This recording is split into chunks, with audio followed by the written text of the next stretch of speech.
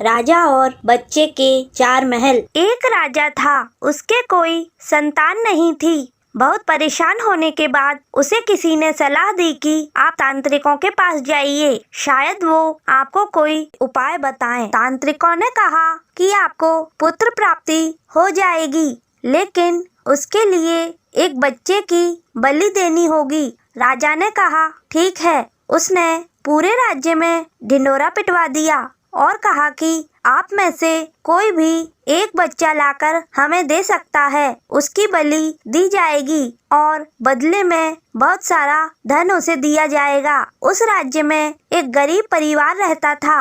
उस परिवार में बहुत सारे बच्चे थे। इस परिवार ने सोचा, हमारे यहाँ इतने सारे बच्चे हैं, इनमें से एक बच्चा अगर चला भी जाएगा तो किसी को कोई फर्क नहीं पड़ेगा और ये किसी काम का तो है नहीं, इस बच्चे को भेज देते हैं। बदले में बहुत सारा पैसा आ जाएगा और हमारी गरीबी दूर हो जाएगी। इसी सोच के साथ उन्होंने एक बच्चा राजा को दे दिया। उन लोगों को बहुत सारा पैसा मिल गया। तांत्रिकों को जिस दिन बलि चढ़ानी थी उस दिन समय पर पहुंच गए। सारी तैयारियां हो गईं। फिर राजा ने बच्चे से पूछा, बेटा आप मरने से पहले क्या करना चाहते हो? आपकी कोई आखिरी इच्छा हो तो बताओ। उस बच्चे ने कहा, मुझे थोड़ी सी रेत और मिट्टी ला करके दे दी जाए। राजा को यह बात समझ नहीं आई। उसने सोचा, पता नहीं यह उसका क्या करेगा। बच्चे को रेत और मिट्टी लाकर दे दी गई। बच्चे ने उस रेत और मिट्टी से 4 महल तैयार किए।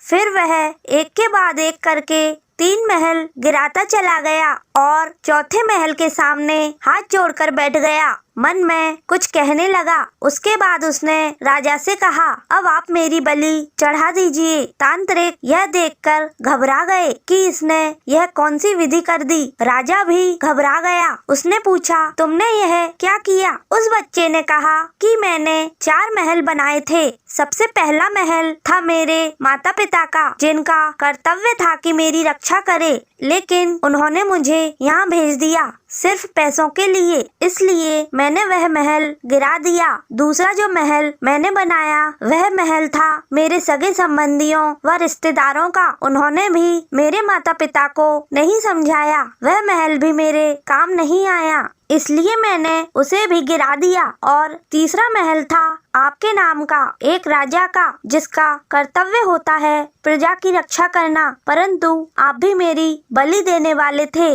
इसलिए यह वाला महल भी मैंने गिरा दिया। और चौथा महल भगवान का है, अब वही मेरा सहारा है। उनके सामने हाथ जोड़कर बैठ गया और उनसे कहा, जो करना है अब आप कर लो। राजा यह सब सुनकर के अंदर तक हिल गया और सोचने लगा, यह बालक बड़ा बुद्धिमान है, क्या पता बलि देने के बाद भी पुत्र प्राप्ति हो या ना हो, क्यों ना मैं इसी बच्चे को अपना पुत्र मान लूं। फिर उसी बच्चे को राजा ने गोद ले लिया और राजकुमार बना दिया। जीवन में जब सारे रास्ते बंद हो जाते हैं तो उनका रास्ता हमेशा खुला रहता है और वह कभी किसी का अहित नहीं करते। इस बात को हमेशा ध्यान में रखिएगा। आपको ये कहानी कैसी लगी कमेंट करके बताएं। अगर ये कहानी आपको पसंद आई हो तो इसे लाइक और शेयर करें और ऐसे ही वीडियो देखते रहने के लिए हमारे चैनल को सब्सक्राइब करना ना भूलें। धन्यवाद।